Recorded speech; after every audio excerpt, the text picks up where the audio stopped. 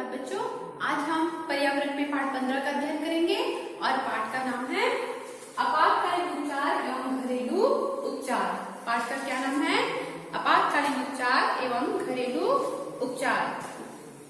अगर कोई चोट लग जाए, कोई परेशानी आ जाए तो हमें घरेलू उपचार कैसे करना चाहिए उसके बारे में हम इस पाठ में पढ़ेंगे। कभी कभार सावधानियां बरतने के बावजूद भी दुर्घटनाएं हो जाती है। अचानक हुई इन घटनाओं के दौरान जल्दबाजी में हम कभी कभी चिकित्सक के पास नहीं जाते हैं। इसे समय में व्यक्ति को जो तुरंत उपचार दिया जाना चाहिए उसे आपातकालीन या प्राथमिक उपचार कहा जाता है। कभी कभार हम कितनी भी सावधानी बरते लेकिन कोई ना कोई दुर्घटना अचानक हो जाती है और अचानक हुई इस दुर्घटना में व्यक्ति जल्दबाजी में चिकित्सक के पास नहीं जा पाते हैं। ऐसे व्यक्ति में जो तुरंत उपचार किया जाता है, ऐसे समय में व्यक्ति जो तुरंत उपचार किया जाता है उसे ही आपातकालीन उपचार या प्राथमिक उपचार कहा जाता है।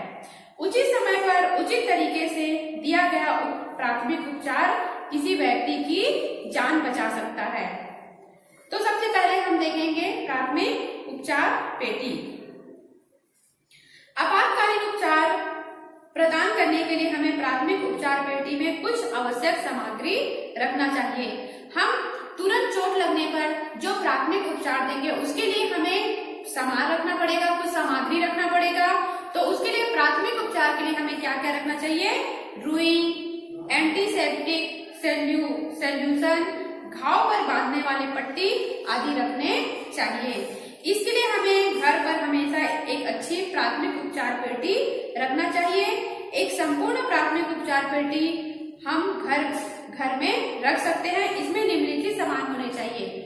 अचानक हुई दुर्घटना से बचने के लिए जब अचानक हाथ कट जाए और खून निकलना शुरू हो जाए, इसके लिए हमें एक प्राथमिक उपचार पेटी रखनी चाहिए और उस पेटी में रुई, डेटॉल, कोई एंटीसेप्टिक क्रीम या पट्टी रखना चाहिए। और क्या क्या रखना चाहिए अभी हम देखते हैं। सबसे पहले रखना चाहिए रुई। रुई के बाद बेंड एंड रखना चाहिए। फिर घाव पर बांधने वाली पट्टी रखना चाहिए। एंटीसेप्टिक सॉल्यूशन जैसे डेटॉल या सेवलॉन को रखना चाहिए। फिर एंटीसेप्टिक क्रीम रखना चाहिए। थर्मामीटर रखना चाहिए। बरनाल रखना चाहिए। कैंची रखना चाहिए। एक स्वच्छ छोटी सी तौलिया रखना चाहिए।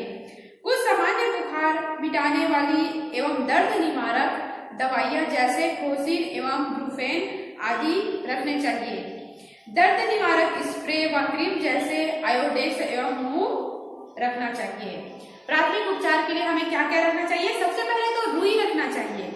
फिर बैंडेड रखना चाहिए। अचानक अगर चोट लग गई, कट गया तो उसमें हम बैंडेड लगा सकते हैं। फिर घाव में बांधने वाली पट्टी रखना चाहिए। एंटीसेप्टिक सॉल्यूशन मतलब डेटॉल या सेवलॉन रखना चाहिए। एंटीसेप्टिक क्रीम रखना चाहिए। बरनाल रखना चाहिए। थर्मामीटर रखना चाहिए और कैंची रखना चाहिए और घाव को साफ करने के लिए एक स्वच्छ तौलिए रखना चाहिए। कुछ सामान्य बुखार मिटाने वाली एवं दर्द निवारक दवाइयां जैसे क्रोसिन एवं ब्रूफेन रखना चाहिए। दर्द निवारक स्प्रे क्रीम जैसे आयोडेक्स मूव वगैरह भी रखने चाहिए। अब अचानक अगर कहीं पर जल जाए तो कोई व्यक्ति भाप, गर्म बर्तनों, गर्म पानी अथवा आग आदि से जल सकते हैं। छोटे मोटे रूप में जल जाने पर हम त्वचा पर बरनाल आदि लगा सकते हैं, किंतु गंभीर रूप से जलने पर हमें निम्नलिखित बातों का पालन करना चाहिए। पहला है घाव पर ढेर सारा ठंडा पानी डालें। अगर हमारे शरीर का अंग कहीं पर जल जाए तो घाव पर ढेर सारे ठंडा पानी डालें और उसके बाद उस स्थान पर एंटीसेप्टिक क्रीम लगाएं।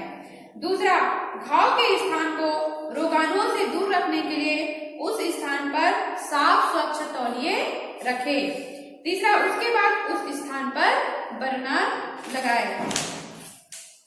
फिर चौथा, घाव को मक्खियों के संपर्क से दूर रखने के लिए उस स्थान को स्वच्छ कपड़े से ढके। फिर पांचवा, यदि कोई व्यक्ति आग की चपेट में आ गया हो तो उस पर कंबल या मोटी चादर अथवा कपड़ा डालकर आग बुझाने का प्रयास करना चाहिए। आग की चपेट में आए उस व्यक्ति के ऊपर कभी भी संश्लेषित रेशे से बने हुए कंबल को नहीं डालना चाहिए। क्या आपको पता है कि ऐसे रेशे और भी जलने लगते हैं। फिर छठवा है, पीड़ित व्यक्ति को खुले स्थान पर लिटाए और उसके चारों ओर भीड़ इकट्ठा न होने दे। पीड़ित व्यक्ति के शरीर में जले हुए कपड़ों को हटाए, किंतु उन कपड़ों को न हटाए जो उसके शरीर से चिपक गए हैं। अस्पताल ले जाए। अगर कोई व्यक्ति बहुत ज्यादा आग में जल रहे हैं तो उसे कंबल या मोटी चादर से बुझाने का प्रयास करना चाहिए और उसे खुले स्थान पर लेटाना चाहिए और व्यक्तियों को ज्यादा भीड़ नहीं कर तथा इस पेस्ट को जले हुए घाव में लगाए। हल्दी पाउडर में शहद को मिलाइए तथा इस पेस्ट को जले हुए घाव में लगाइए। दूसरा, घाव पर बर्फ लगाइए। फिर छिलना या काटना। नुकीले औजारों जैसे वस्तुओं ब्लेड, चाकू आदि का उपयोग करते समय हमारे शरीर का कोई भी हिस्सा छिल सकता है अथवा उसमें घाव हो सकता है। छिलने या काटने पर निम्न बातों का ध्यान रखना चाहिए। पहला है, घाव को छूने से पहले अपने हाथों को साबुन एवं पानी से अच्छी तरह से धोना चाहिए। घाव को छूने से पहले अपने हाथ को साबुन से अच्छी तरह से धोना चाहिए। दूसरा है, अब घाव को नल के पानी से धोना चाहिए। तीसरा, यदि घाव में खून ज्यादा बह रहा हो तो उस स्थान पर बर्फ लगाना चाहिए। चौथा है, घाव को एंटीसेप्टिक सॉल्यूशन एवं रुई की सहायता से धीरे धीरे पोंछना चाहिए। पांचवा, यदि घाव ज्यादा बड़ा नहीं है तो उस स्थान पर बैंडेड लगा देना चाहिए। छठवा, यदि घाव गहरा है तो कुछ एंटीसेप्टिक क्रीम लगाए। उसके बाद इसे रुई के बड़े टुकड़े अर्थात पैड से ढककर पट्टी को धोए। यह पट्टी ना तो ज्यादा ढीली हो और ना ज्यादा कसी हुई हो। अब जैसे फ्रैक्चर हो जाने से खेलने या असावधानी से कार्य करने के दौरान हमारी हड्डियों में तेज चोट पहुंच सकती है, जिसके परिणाम स्वरूप हड्डी में दरार आ जाती है और वह टूट भी सकता है। इसे हड्डी का फ्रैक्चर कहते हैं। अगर हम कोई काम करते समय असावधानी बरतते हैं, खेलते समय बरतते हैं तो अचानक हमारे शरीर के अंग में चोट आ जाती है और इसी को ही फ्रैक्चर कहते हैं। फ्रैक्चर होने पर निम्न बातों का ध्यान रखना चाहिए। पहला, पीड़ित व्यक्ति को आराम से लिटाकर उसे सांत्वना देना चाहिए तथा उसे उपचार हेतु तुरंत चिकित्सक के पास ले जाना चाहिए। दूसरा, टूटी हुई हड्डी को सहारा देने के लिए कमठी या खपची से बंधे, जिसकी पत्रिका अथवा कार्डबोर्ड का मोटा टुकड़ा भी कमठी के रूप में प्रयोग किया जा सकता है। ऐसे करने से हड्डी अपने स्थान से हटेगी नहीं। यदि यह फ्रैक्चर बाह में है तो कपड़े के तिकोने टुकड़े में बने हुए पट्टी का प्रयोग करें। चौथा, यदि फ्रैक्चर पैर की हड्डी में है तो पीड़ित व्यक्ति को लिटाए तथा चोटिल स्थान पर पट्टा बांधे। पीड़ित व्यक्ति को स्ट्रेचर पर लिटाकर अस्पताल ले जाए। अब देखते हैं कीड़े मकोड़े के काटने पर। मधुमक्खी एवं ततैया व बरर आदि हमारे आसपास के स्थानों पर पाए जाते हैं। उसका काटना बड़ा ही पीड़ादायक होता है।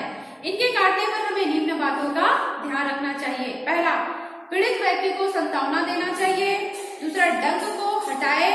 तीसरा, डंक के प्रभाव को खत्म करने के लिए उस स्थान पर चूने या अमोनिया का पानी डालें। चौथा है, कोल्ड क्रीम एवं खाने का सोडा उस स्थान पर लगाइए। पांचवा, दर्द और सूजन को कम करने के लिए उस स्थान पर बर्फ लगाइए। अब देखते हैं कुत्ते के काटने पर। कुत्ते का काटना बहुत ही आम बात है क्योंकि हमारा पालतू जानवर कुत्ता है। कुत्ते के काटने पर गंभीर रूप से उपचार करवाना चाहिए, अन्यथा इससे रेबीज नामक बीमारी हो जाती है जिससे मनुष्य की मृत्यु भी हो सकती है। इसलिए कुत्ते के काटने पर घाव को पानी से साफ करके नीचे दी गई बातों का पालन करें। घाव को साबुन और पानी की धार से साफ करें। घाव को पट्टी से ढके। चिकित्सक को तुरंत सूचित करें। चिकित्सक की सलाह के अनुसार इंजेक्शन लगाएं। फिर है सांप के काटने पर। सांप के काटने पर आपातकालीन उपचार करना बहुत जरूरी है, क्योंकि सांप का जहर बहुत खतरनाक होता है तथा इससे व्यक्ति की जान भी जा सकती है। सांप के काटने पर निम्न बातों का पालन करना चाहिए। पहला, जहरीले रक्त का संपूर्ण शरीर में संचरण को रोकने के लिए सांप के काटे हुए स्थान को थोड़ा ऊपर पट्टी को अच्छी तरह से कसकर बांध देना चाहिए। फिर दूसरा है, पीड़ित व्यक्ति को लिटाए नहीं, अन्यथा शरीर के अंदर रक्त संचार बढ़ जाता है। तीसरा, पीड़ित व्यक्ति को सोने नहीं देना चाहिए। चौथा है, पीड़ित व्यक्ति को उपचार के लिए तुरंत अस्पताल ले जाना चाहिए। प्राथमिक उपचार किसे कहेंगे? आपातकालीन उपचार को ही प्राथमिक उपचार कहेंगे। प्राथमिक उपचार पेटी एक ऐसी पेटी जिसमें आपातकालीन उपचार के लिए आवश्यक सामग्री रखा हो। एंटीसेप्टिक मतलब ऐसा रसायन जो संक्रमण को रोकता है। फ्रैक्चर, हड्डी में दरार आना या हड्डी का टूटना ही क्या है? फ्रैक्चर है। तो यहाँ पे ये पाठ समाप्त होता है बच्चों। यहाँ पे घरेलू उपचार कैसे किया जाता है, जलने पे हमें किन किन बातों का ध्यान रखना चाहिए, खेलते समय अगर फ्रैक्चर हो जाए तो हमें क्या सावधानी रखना चाहिए, हाथ के अचानक कटने या छिलने पर हमें क्या सावधानी बरतना चाहिए, कीड़े मकोड़े के काटने पर, कुत्ते के काटने पर कैसे हमें घरेलू उपचार करना चाहिए, सांप के काटने पर तुरंत हमें कौन सा उपचार करना चाहिए, इस पाठ में हमने पढ़ा। आशा करती हूँ कि आपको समझ में आया होगा। धन्यवाद।